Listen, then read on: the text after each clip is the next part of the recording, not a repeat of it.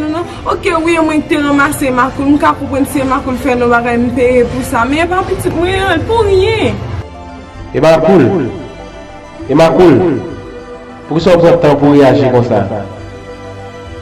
Oubliye son soldoye, mla, mwen pa ka wè. Fè so a fè rapide. Fè so a fè rapide. Pou ki sa ou tan pou reage kon sa? Boss H!